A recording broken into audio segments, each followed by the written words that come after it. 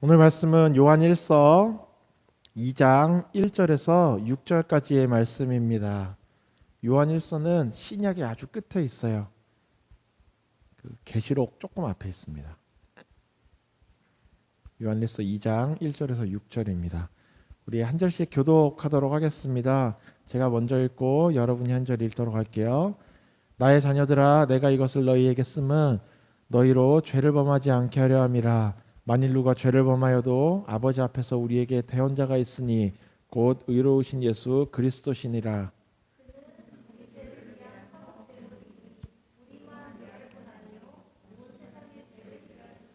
우리가 그의 계명을 지키면 이로써 우리가 그를 아는 줄로 알 것이요.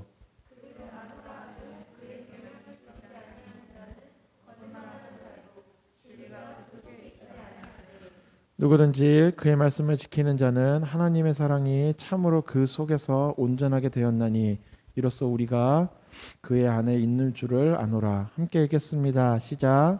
그의 안에 산다고 하는 자는 그가 행하시는 대로 자기도 행할지니라. 아멘. 우리 같이 오늘 말씀의 제목을 읽어보도록 하겠습니다. 읽어보겠습니다. 시작. 말씀대로 살아가는 그리스도인입니다. 우리 지난주 설교 기억나세요? 지난주 뭐였죠? 오, 좋아요. 말씀의 능력이 나타나는 그리스도인이라고 했죠. 말씀의 능력이 뭐라 그랬어요? 뭐가 말씀의 능력이에요?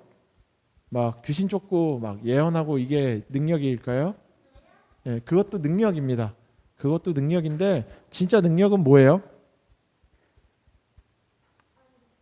어이구 세상에. 우리의 가장 모범생 혜림이도 기억이 안 나요. 말씀에 능력이 나타나야 한다고 했었어요. 하나님의 이 말씀의 능력이라고 하는 것은 무엇이었냐면 우리의 삶이 변화되는 거예요. 그러니까 우리가 그냥 뭐 말씀을 읽고 말씀을 뭐 알고 암송해서 그냥 그 말씀을 글자 그대로만 뭐 이렇게 하면은 그거 자체가 뭔가 힘이 있고 이런 것이 아니라 그것이 우리 안에 능력으로 새겨지고 그 새겨지는 것이 성령의 감동으로 선포되어질 때 나타나는 능력. 그것이 우리를 변화시키고 듣는 사람을 변화시키는. 그 말씀의 능력이 나타나는 그리스도인이 되자고 했습니다. 사실 지난주 말씀에서 이야기했었던 말씀의 능력의 가장 핵심은 결국 무엇이냐면 말씀이 우리로 하여금 말씀대로 살아가게 하는 능력이 있다는 거죠. 지난주에 말씀이 뭐였냐면 하나님의 말씀은 성령의 감동으로 된 것으로 의로 교육하고 바르다 이러한 이야기들을 했었습니다. 그러니까 말씀이 우리를 가르친다는 거예요. 자, 예수님이 제자들을 파송하십니다. 그런데 헬라어와 히브리어는 참 대학원 다닐 때 사실 잘 못했어요. 너무 어렵더라고요. 알파벳도 너무 어렵고. 그런데 그 히브리어와 헬라어는 진짜 독특한 그 언어를 가지고 있어요. 그러니까 동사들을 여러 개 쫙 그냥 배치하기도 하고 그 같은 단어 안에서도 동사가 굉장히 여러 가지로 변화되기도 하고. 그런데 그 예수님께서 제자들을 보내실 때 내가 너희를 보낸다. 너희가 아버지와 아들과 성령의 이름으로 세례를 주고 내가 너희에게 분부한 모든 것을 가르쳐서 지키게 하라. 이런 이야기들을 하십니다. 볼지어다 내가 세상 끝날까지 너희와 항상 함께 하리라. 이 말씀을 마치시고 구름 위로 올라가셨다. 아버지와 아들과 성령의 이름으로 세례를 주고 뭐 하라고요? 내가 너희에게 분부한 모든 것들을 뭐 하게 하라고요? 가르쳐서 지키게 하라. 이게 예수님의 제자들을 향한 이 대사명입니다.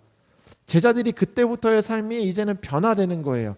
그전에는 그냥 예수님만 따라다니면 됐어요. 예수님 따라다니고 오병이어 빡 하면 같이 떡 먹고 막 12귀감들이 막 걷어가지고 이야 막 놀라워하고 귀신 못 쫓아도 돼요. 예수님이 와가지고 쫓아주니까. 그렇죠? 막 풍랑을 걱정할 필요 없습니다. 예수님 깨우면 예수님이 잠잠하라 풍랑 촥. 막 죽은 자 있어도 예수님이 살려주시거든요. 그 전 예수님과 함께하던 시절에는 그냥 예수님을 따라다니면 됐어요. 예수님이 뭐라고 하는지 잘 듣고 뭔가 모르겠으면 예수님 하고 달려가면 돼요. 근데 예수님이 올라가시면서 이제 제자들에게 뭐라고 하시냐면 내가 너희에게 가르침 이 모든 것들을 분부한 모든 것들을 이제 너희가 만나는 모든 사람에게 제자를 삼아서 가르쳐서 지키게 하라는 거예요. 자, 아버지와 아들과 성령의 이름으로 세례를 주는 건 뭐 어떻게 해보겠죠. 물 이렇게 하고 막 옛날에 침례였으니까 요단강 데리고 가가지고 푹 담갔다 빼고 뭐 성부와 성자와 성령의 이름으로 세례를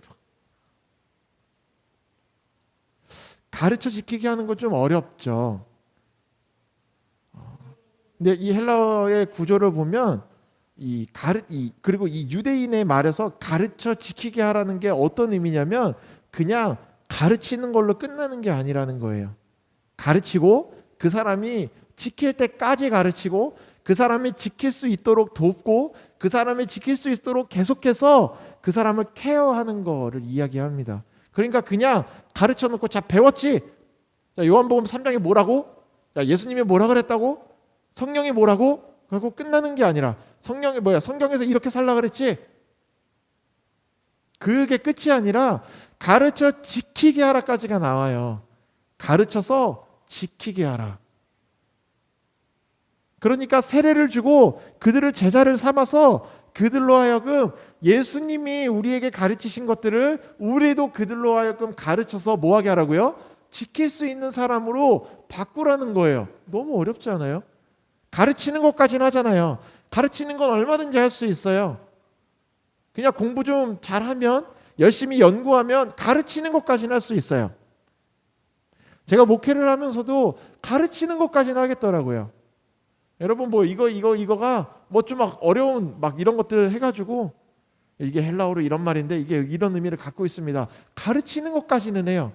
근데 제가 목회를 하면서 이거는 진짜 사람이 하는 게 아니구나. 야, 이 목회라고 하는 건 하나님의 일을 우리가 할 수가 없는 거구나를 느끼는 건 어디냐면 가르친 다음에 그 다음 스텝이 내가 어떠한 것도 관여할 수 없는 거예요. 그렇잖아요. 내가 100번만 하면 사람들이 돼요? 이게 뭔가 법칙이 있을까요? 기계처럼? 12번을 가르치고 13번째 가르치면 그때부터 변화가 돼. 이런 게 아니라 내가 평생을 한 사람을 따라다니면서 가르쳐도 안 변할 수가 있고 내가 그냥 지나가듯이 한마디 한 그 말씀에 그 사람의 마음이 꿰뚫려가지고 그 사람의 마음이 막 쪼개지고 갈라져가지고 변화가 될 수도 있다는 거예요. 가르치는 것까지는 어떻게 해보겠는데 뭐 잘하든 못하든 어떻게 가르치는 것까지는 해보겠는데 지키게 하는 건 너무 어려운 거죠. 내 손을 떠나는 거예요. 제가 그 사역을 하면서 내려놓게 되는 그 훈련을 받았던 영역이 그거였어요. 가장 마음 어려워지는 것도 내가 이 사람을 이렇게 케어하고 내가 이 사람을 이렇게 가르치고 내가 이 사람을 이렇게 섬기고 마음을 쓰고 사랑을 부었는데 변화되지 않네. 심지어 이 사람이 내 마음을 모르고 배신하네. 뭔가 이런 것들이 생기게 되었을 때 내가 이 사람을 가르쳐서 지키게 하는 것까지 하는 영역을 내가 가지고 내 손에 그걸 쥐고 있으면 이것이 되지 않을 때 내 마음이 너무 어려워지는 거예요. 심지어 배신감을 느낍니다. 야, 내가 너한테 이렇게 잘했는데 너가 나를 이렇게 대? 야, 난 그래도 너한테 내가 이렇게 하면 너가 나한테 이렇게 할 줄 알아. 이런 마음이 사람이 든다는 거죠. 그런데 가르치는 것까지 하고 지키게 하는 것은 내가 내려놓고 하나님께 맡겠다. 하나님, 내가 가르치는 것까지는 할게요. 그런데 내가 아무래도 안 바뀌어요. 하나님이 바꿔주십시오. 그거의 저뿐만이 아니라 그리스도인들이 가지고 있어야 되는 마음이라는 거예요. 이 예수님의 대사명은 12 제자들에게만 준 게 아니에요. 사도들에게만 준 게 아니라 이제 그들이 아버지와 아들과 성령의 이름으로 세례를 주고 그들이 제자를 삼습니다. 그 제자들이 또 누군가에게 아버지와 아들과 성령의 이름으로 세례를 계속 아버지와 아들과 성령의 이름으로 아버지와 아들과 성령의 이름으로 세례를 계속 주고 계속해서 그들 가운데 뭐가 나타나야 되냐면 가르치고 지키게 되는 변화가 나타나야 된다는 거예요. 예수님의 말씀이 그대로 가르쳐지고 그대로 지켜지게 되는 것. 중간에 변화되고 이 왜곡되고 변질되는 것이 없이 예수님의 가르침이 그대로 다 전해져야 된다는 거죠. 그리고 예수님의 12제자가 그렇게 말씀대로 살아왔던 것처럼 그들의 제자도 계속해서 2000년이 지난 지금에 와서도 우리의 삶에서 여전히 우리는 예수님의 가르침이 그대로 전해져서 그 가르침을 그대로 우리는 지키고 살아야 되는 것이 우리의 삶이고, 우리 역시도 우리가 제자를 삼아 아버지와 아들과 성령의 이름으로 세례를 주고 그들을 하나님의 말씀으로 가르쳐 지키게 하는 것, 이것이 우리의 삶의 사명이라는 겁니다. 그런데 아까 이야기했던 대로 지키게 하는 것은 우리가 못한다는 거예요.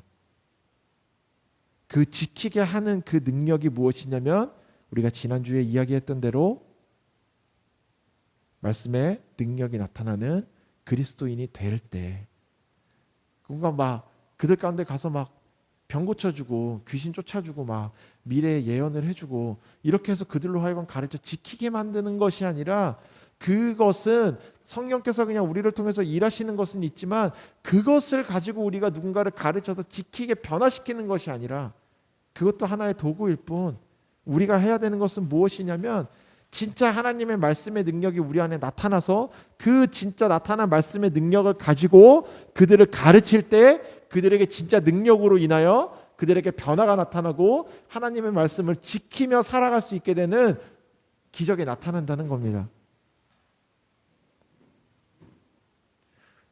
저는 어려서 이제 막 그런 경험들을 많이 해서, 예를 들면 막 부모님 따라서 기도원 가면 막 귀신 들린 사람 뛰어다니고 막 이런 거 봤거든요. 막 귀신 쫓는 것도 보고 막 병 고친 사람, 이런 기적들을 많이 보고 듣고 했어요. 그런데 그렇게 해서 병을 고쳐도 그들이 진짜 변화되느냐, 병을 고쳐줘서 그들이 변화된 것이냐, 그들이 뭐 막 불치병에 걸렸는데 불치병이 나아서 그들이 삶이 변화되는 것이냐, 그것이 아니라는 겁니다. 예수님도 뭐라고 하시냐면 귀신을 쫓고 나면 그 귀신이 나가서 돌아다니다가 자기 머물 곳을 못 찾아서 물 있는 곳을 찾아 헤매다가 그러지 못하고 다시 예전에 그 사람에게로 돌아와 보니 그 사람의 마음이 아주 깨끗하게 정돈이 잘 돼 있더라. 근데 지키는 자가 없어서 어떻게 되냐면, 야, 여기가 아주 잘 가꿔졌구나. 그리고 자신의 동료 귀신들을 데리고 그들의 그 안으로 더 들어가서 이전보다 더 그의 삶을 지배하려고 하는. 그러니까 귀신을 쫓는 것이 문제, 병을 고쳐주는 것이 문제가 아니라 그 이후에 그것으로 말미암아 그 사람의 삶이 진짜로 변하여서 하나님의 말씀을 지키며 살아갈 수 있도록 하게 하는, 그것이 진짜 능력이라는 거죠. 사람을 바꾸게 되는, 그 어떠한 사람의 생각과 그 사람의 가치관과 그 사람의 저변에 깔려있는 가장 중요한 그 어떠한 것, 뭐 사람마다 다르겠지만 가장 중요한 어떤 무언가, 이것을 바꾸어 버리는, 이 우선순위와 가치관을 바꾸어 버리는 이것은 사람이 설득을 해가지고 되는 문제는 아니라는 거예요. 그것을 바꾸어 버리는 것이 정말 능력이라는 겁니다. 그래서 히브리서에서 하나님의 말씀을 좌우에 나리선, 양쪽에 나리선 검과 예리한 검과 같아서 그 사람을 쪼개버린다는 거예요. 혼과 골수와 그 안에 있는 모든 것들을 다 쪼개어 드러나 버리게 한다는 거예요. 그 드러난 것들 안에 더러움을 제하고 변화시키는 것, 그것이 정말 능력이라는 겁니다. 하나님의 말씀이 능력이라는 거예요. 뭔가 신비로운 어떤 현상을 나타내야 그것이 능력이 아니라 진짜 우리로 하여금 하나님을 기뻐하고 사랑하게 하고, 예전에는 내가 다른 것이 너무 사랑스럽고 다른 것이 너무 내 마음에 이 욕심이 있고 내 삶에서 내가 저것을 내가 이루기 위해서 살아가는 사람이었는데, 누가 뭐라고 해도 내 마음에서 이거를 놓칠 수가 없는 가치관이 있었는데 하나님의 말씀이 내 안에 운동력이 있어 나를 쪼개버리고 나니까 내 안에서 그 욕심들이 내려놓아지게 되고, 그러고 나니까 내가 변화되어서 하나님을 진정으로 기뻐할 수 있게 되는, 그것이 하나님의 말씀이 이 하나님의 말씀의 능력이 나타나는 그리스도인이라고 했잖아요.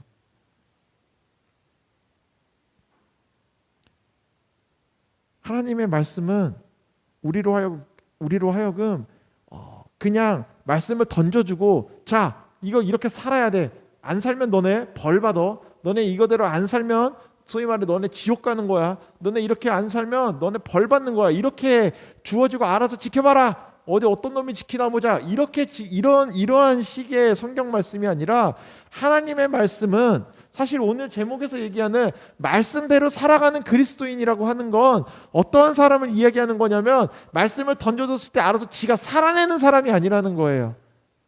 남도 못 바꾸고 나도 못 바꿔요. 여러분, 자신의 의지로 자신의 가치관이 바뀌어요. 자신의 두려움이 사라져요. 어느 정도까지는 하겠지만 자신의 그 가장 저변에 깔려있는 이 단단한 덩어리는 절대로 바뀌고 깨지지 않아요. 내가 바꾸고 싶다고 바꿔져요? 내 마음에 상처가 있어요. 내 마음에 어려서 받았던 어떤 상처로 인해 내 안에 어떠한 그 굵은 가시가 들어있는데 내 마음대로 이거 뽑아내고 싶다고 내가 어떠한 노력을 한번 뽑아내져요? 내가 어떤 두려움 때문에 자꾸 다른 사람을 찌르고 다니는 두려움이 있다면 내가 내 의지로 어떻게 노력한다고 해서 그 두려움이 사라집니까? 내가 돈에 대한 두려움이 있어서 돈을 따라가는 삶, 돈을 두려워하는 삶을 살았는데 내가 열심히 노력하고 내 자기 세뇌를 시키면 내가 더 이상 돈을 두려워하지 않게 돼요? 아니요, 내 마음은 여전히 열심히 노력하면 그 순간에는 뭐가 되는 것 같을지언정 다시 그 두려움을 찌르는 일들이 내 안에 나타나면, 내 안을 다시 한번 넘어뜨리는 그 유혹이 내 삶에 나타나면 나는 여전히 넘어지고 두려워하고 여전히 그 가치관 가운데 뒹굴고 있는 변하지 않은 나의 그 모습은 계속해서 나온다는 거예요. 우리는 이 표면까지는 건드릴지언정 아무리 사람이 상담을 하고 막 이 정신과 치료를 해서 그 사람의 내면에 있는 것들을 건드리려고 한다고 해도 한계가 있어요. 하나님의 말씀을 말씀대로 살아가야 돼라고 하면서 그냥 그 말씀을 던져주고 지켜내라, 이렇게 한다고 하면 우리가 살아갈 수가 없어요. 우리는 결코 변화되지 않습니다.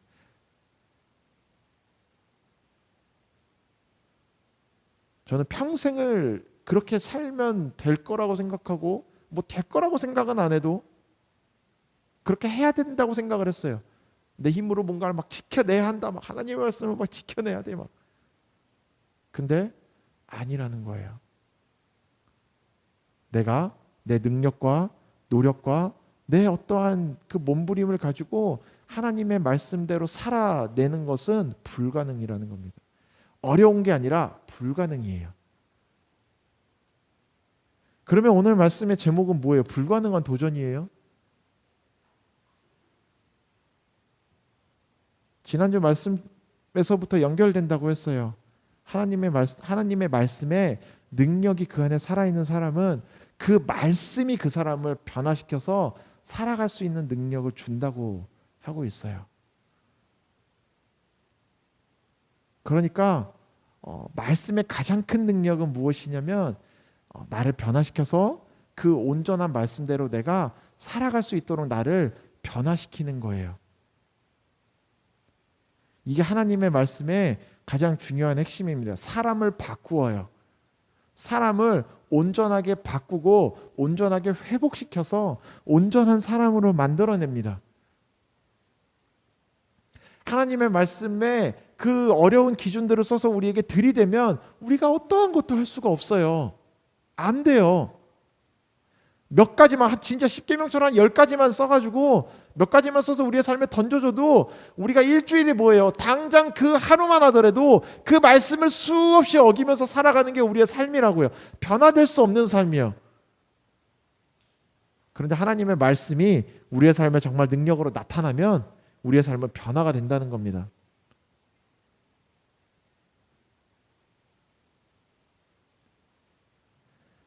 그리고 그 말씀은 우리에게 방금 이야기했던 대로 굉장히 그 은혜를 드러내고 있어요. 너희가 해도 안 된다.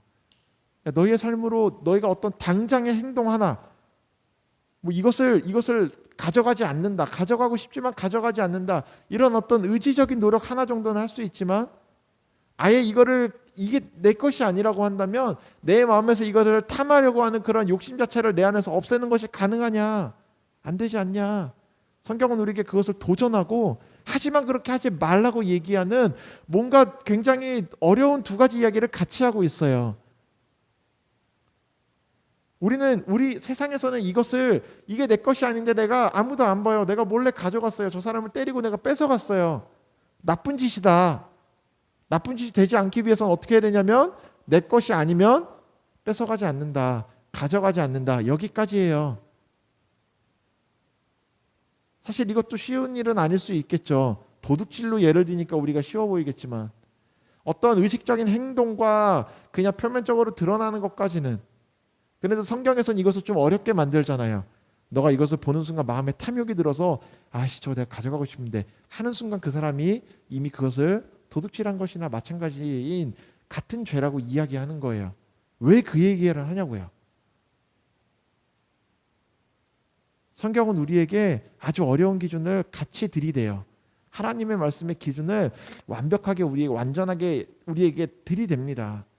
근데 그 기준이 너무 높아서 지킬 수가 없어요.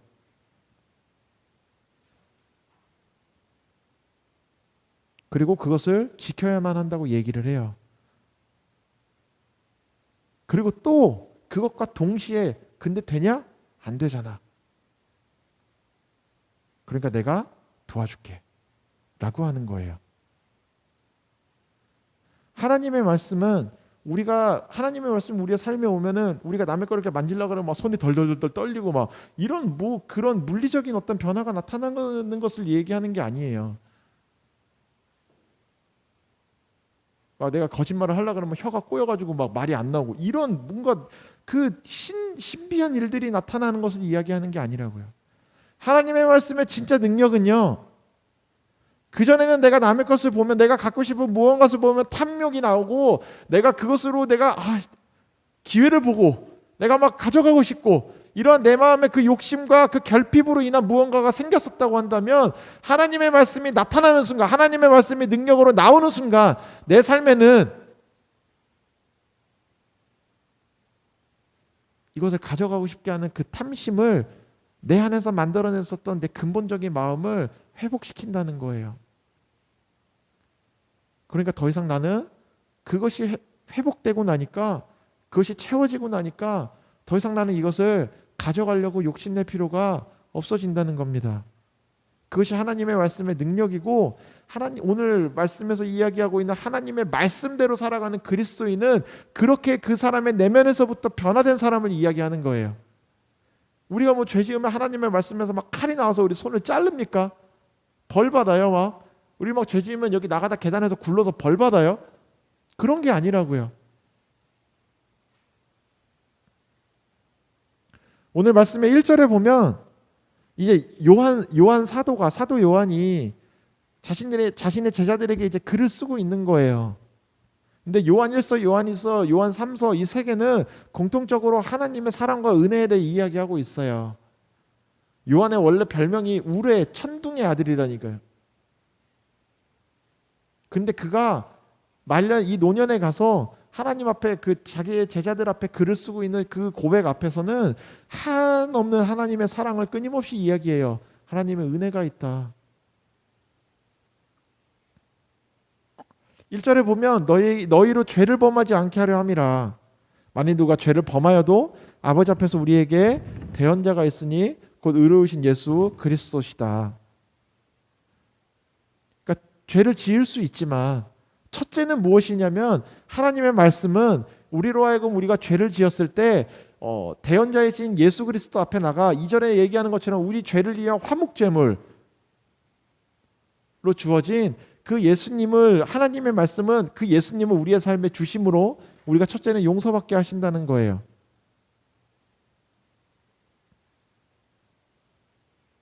그리고 나서 이제 그 은혜를 이야기한 다음에 그 은혜를 입은 그 우리 죄를 위해 주어진 그 예수 그리스도 화목제물로 인하여 우리가 우리의 죄를 사함을 받고 난 다음에 3절에서부터 우리의 삶에 대해 이야기하는 겁니다. 우리가 그의 계명을 지키면 우리가 그를 아는 줄로 알 것이고, 그를 아노라 하고 있지만 그의 계명을 지키지 않은 자는 거짓말을 하는 자요 진리가 그 속에 있지 아니하되.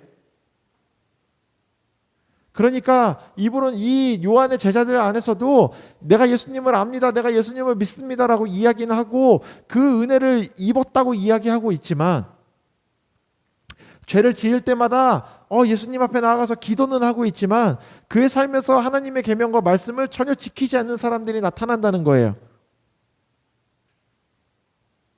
먼저 그 사람들을 향해서 요한이 좀 경고하는 겁니다. 그러니까 경고라고 하는 거, 너 조심해 마 이렇게 혼내는 경고가 아니라 그의 삶의 끝까지 요한이 제가 약간 표현하기로는 따뜻한 경고예요. 권면의 말인 겁니다. 야, 너희가 하나님의 계명을 지키면 그를 아는 것이고, 그를 안다고 아무리 해도 너희가 지키지 않으면 너는 예수님을 안다고 하는 것이 아니야. 너희가 예수님의 은혜로 화목제물로 그 죄를 사함 받았다고 하지만, 정말 너희가 그 죄를 사함을 받았다면, 그리고 너희가 정말 예수님을 내가 알고 있습니다라고 한다면, 여기서 안다라고 하는 이 단어는 아주 가장 친밀한 그 부부간의 그 잠자리하는 그러한 친밀감까지로 이 동의어로 사용이 돼요. 천사가 가브리엘이 성모 마리아에게 와서 마리아에게 성령으로 너가 잉태되었다라고 하니까 마리아가 내가 남자를 알지 못합니다 할 때 그 안다라고 하는 표현들이 다 같은 단어로 사용이 됩니다. 그를 아노라 하고 그의 계명을 지키지 아니하는 자는 거짓말하는 자요 진리가 그 속에 있는 자가 아니라는 겁니다. 먼저 자신의 제자들에게 권면하는 거예요. 조심하라고 이야기하는 겁니다.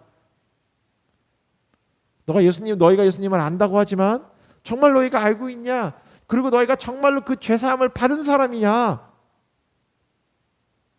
정말 너희가 그 죄사함을 받아서 예수님을 만나서 예수님을 알게 된 사람이라면, 마치 바울이 그 이전에는 예수님을 모르고 있다가 다메섹에서 하늘문이 열리고 예수님을 만나서 딱 대면하자 그때부터 예수님을 알게 된 거예요. 자신이 알고 싶어서 안 게 아니라 예수님을 보자마자 그냥 아는 것이 사실이 돼버린 거예요.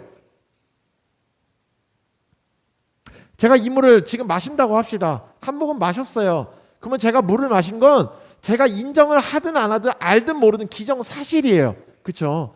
내가 예수님을 만났으면 내가 예수님을 아는 것이 그때부터는 사실이 되는 거예요. 내가 예수님을 만났네 안 만났네, 내가 예수님을 아네 모르네 말할 필요가 없이 예수님을 만났다라고 한다면 그때부터 난 예수님을 아는 겁니다. 예수님으로 인한 그 화목제물 되시는 예수님으로 인하여 우리의 죄가 사함을 받으려면 예수님을 만나서 알아야 돼요. 십자가 앞에 나아가야 합니다. 근데 그리스도인들이 다 그렇게 얘기를 해요. 지금 시대에도 그렇지만 2000년 전 이 시대에도 그랬어요. 다 교회에 모이면 다 내가 예수님을 압니다, 내가 예수님을 주로 고백합니다 말은 하고 있지만, 요한이 그들을 향해서 권면하고 있는 얘기는 정말 너희가 그렇다라고 한다면, 정말 너희가 예수님을 아는 거라면 너희 안에서는 어떤 일이 나타나냐면 그의 계명을 지키는 것. 5절에 똑같이 얘기합니다. 누구든지 그의 말씀을 지키는 자는 하나님의 사랑에 참으로 그 속에서 온전하게 되었나니 될 것이니가 아니라 되었나니 완료형이에요. 하나님의 사랑, 누구든지 그의 말씀을 지키는 자는 하나님이 참으로 그 속에서 온전하게 이미 되어진 상태라는 거예요. 완료되어져 있는 거예요. 그러니까 그 말씀을 지키는 자가 된다는 겁니다. 그러니까 무슨 이야기냐면 하나님의 계명, 하나님의 말씀대로 살아가지 않고 있다라고 한다면 그 안에서 참으로 하나님의 사랑이 그 속에서 온전하게 되어지어 있지 않다라는 거예요. 너희가 정말 조심해라. 요한이 자신의 제자들을 향해 예수님이 그 제자 요한을 요한이 그 요한복음에서 그 요한복음을 쓰면서 자신을 뭐라고 표현하냐면 최후의 만찬 때 예수님 옆에 요한이 붙어 있습니다. 항상. 그때 요한이 자기라고는 이야기는 하지 않지만 거기다가 예수께서 사랑하시는 제자가 이렇게 표현을 해요. 요한복음은 예수님이 살아계실 때 쓴 게 아니잖아요. 예수님을 따라다니던 그 사도 요한이 시간이 한참 흐른 뒤에 자신의 이 노년의 마지막으로 서신서를 쓰고 있는 거예요. 그때 그 성령의 감동으로 그때 예수님이 이러하셨지, 이렇게 말씀하셨지, 이러한 것들을 이야기할 이 회상에서 쓰는 겁니다. 근데 요한이 자기 스스로를 요한복음에서 뭐라고 표현하냐면 주께서 사랑하시는 그 제자라고 얘기를 해요. 그러니까 예수님에게 자신이 얼마나 사랑받고 그 은혜가 얼마나 놀라운지 요한이 알고 있는 겁니다.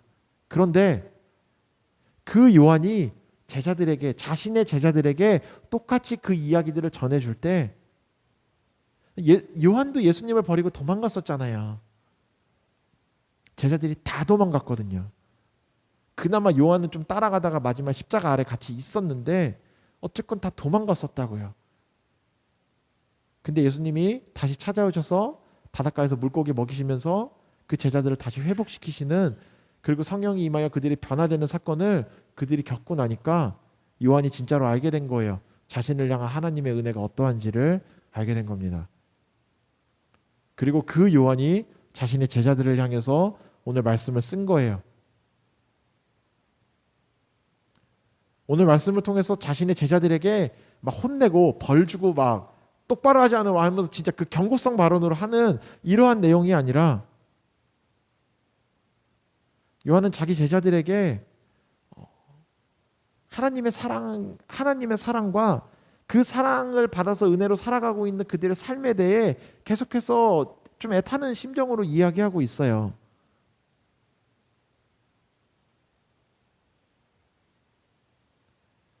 하나님의 사랑이 참으로 그 속에서 온전하게 된 사람, 온전하게 되어 있는 그 사람이 하나님의 말씀대로 살아갈 수 있는 사람이라는 거예요. 그러니까 조건을 딱 걸어가지고 너 말씀대로 살아? 안 살아? 넌 아니네. 너 구원받은 너 아니네. 너 말씀대로 살아? 너 좀 사네. 넌 구원받. 이렇게 이거를 딱 그 편가르기, 선을 긋기 위한 어떤 기준점으로 자기 제자들에게 던지고 있는 것이 아니라 그 제자들을 향해서 이야기하고 있는 거예요. 너희 안에 너희가 하나님의 말씀대로 지키며 사냐? 말씀을 지키며 살기 위해 너희가 너희의 삶의 변화가 나타나냐? 그건 어떻게 해야만 되는 거냐면 하나님의 사랑이 그 속에서 참으로 온전하게 되어져 있는 사람만이 가능한 거야. 이로써 우리가 그의 안에 있는 줄을 안다. 그 속에서 온전하게, 하나님의 사랑이 그 속에서 온전하게 되고 우리가 그 안에 있고 동시에 같이 나타나는 이 하나님의 말씀이 그 안에, 그리고 우리가 그의 안에.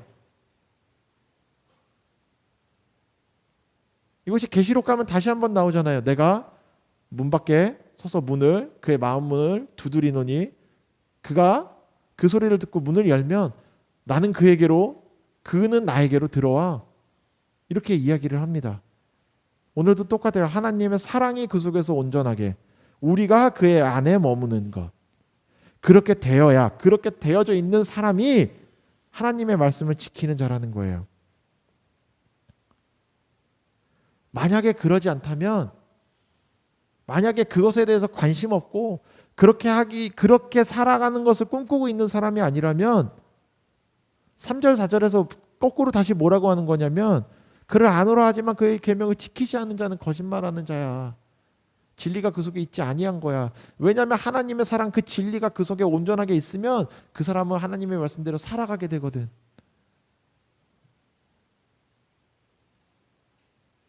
6절에서 뭐라고 마무리하냐면 그의 안에 산다고 하는 자, 그의 안에 살고 있다고 하는 자는 그가 행하시는 대로 자기도 행한다라는 거예요.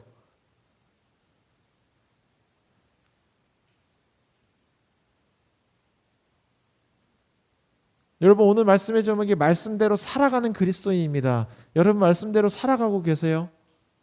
여러분을 제가 뭐 막 검사하겠다라고 하는 얘기가 아니라 그리스도인의 삶을 살면서 가장 정말 마지막 순간까지 우리의 삶에 고민이 되고 때로는 근심이 돼야 되는 건 뭐냐면 과연 내가 나의 삶의 말씀대로 살아가고 있느냐, 말씀이 내 삶을 끌어가고 있는 것이냐라고 하는 것은 바울의 고백에서도 나오는 것처럼 내가 다 이루었다 함도 아니다. 그렇게 놀라운 변화를 일으키고 그렇게 놀라운 교회를 세우고 사역을 했었던 바울도 자기 스스로를 뭐라고 하냐면 내가 다 이룬 것이 아니라는 거예요.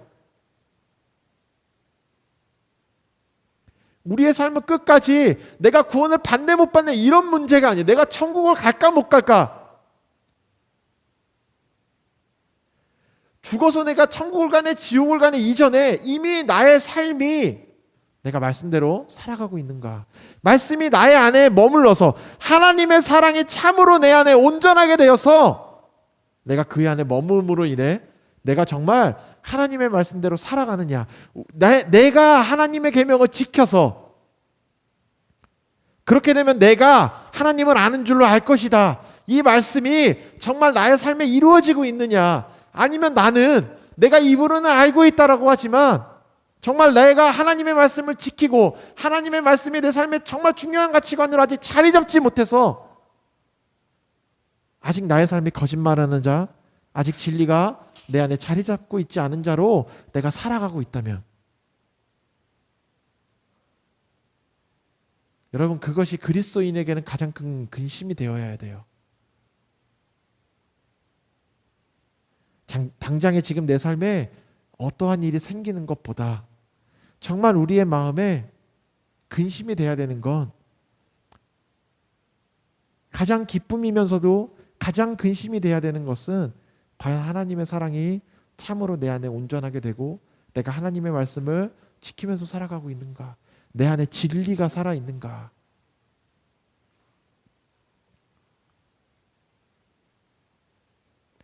아까 초반에 초두에 이야기했었던 것처럼 이 계명을 지킨다라는 것을 오해해서 뭔가 여기에 나오는 글자 그대로 뭔가 해야 되는 것 같이 생각하는, 여전히 그냥 행동, 이 물통 안 가져가는 거, 뭔가 훔치지 않는 거, 누군가를 괴롭히지 않는 것 수준이 아니라 정말로 말씀에서 그에게 그의 삶에 운행하시며 그의 삶을 이끌어 가시며 하시는 그 말씀.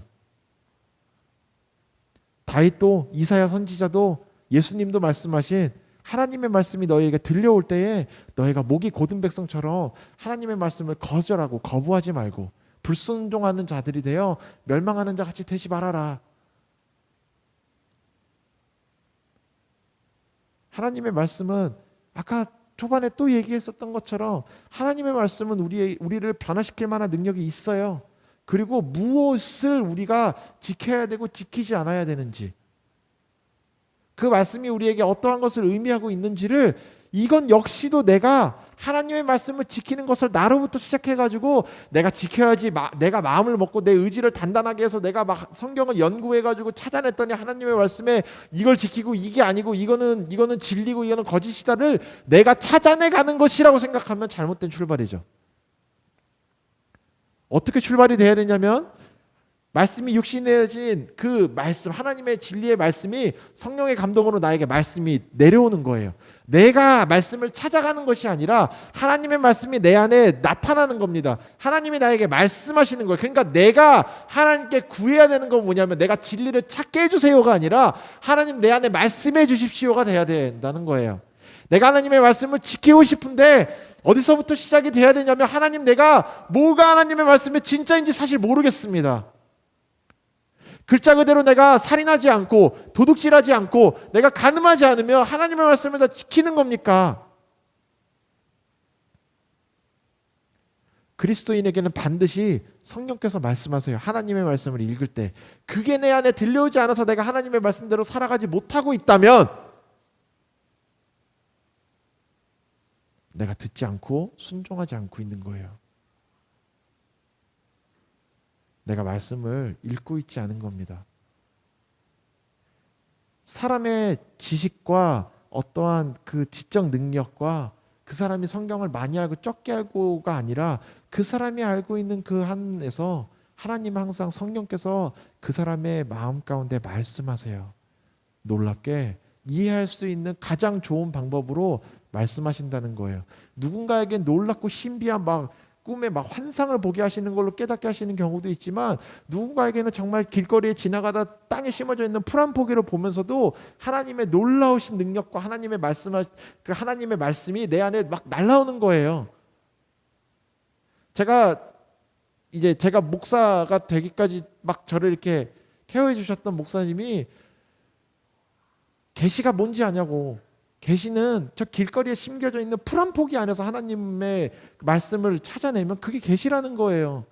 그냥 내 눈에는 이전에는 그냥 잡초 풀 한 포기로 보이던 그것이 하나님의 그 눈으로 보게 돼. 하나님의 보게 하시고 하나님의 깨닫게 하실 때 그 풀 한 포기 안에서도 하나님의 말씀과 하나님의 계획과 섭리하심이 보인다는 거예요. 이런 것들을 경험하기를 축복합니다.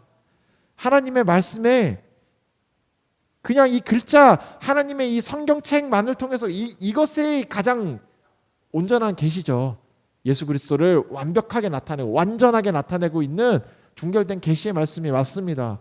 그러면서도 동시에 이 성경에서부터 갈라져 나오는 수많은 하나님의 이야기들, 이 말씀을 우리의 삶에 비춰보고 이 말씀을 가지고 우리가 세상을 살아갈 때 우리의 삶에 비춰지는 하나님께서 말씀하시는 그것들이 우리에게는 들려진다고요.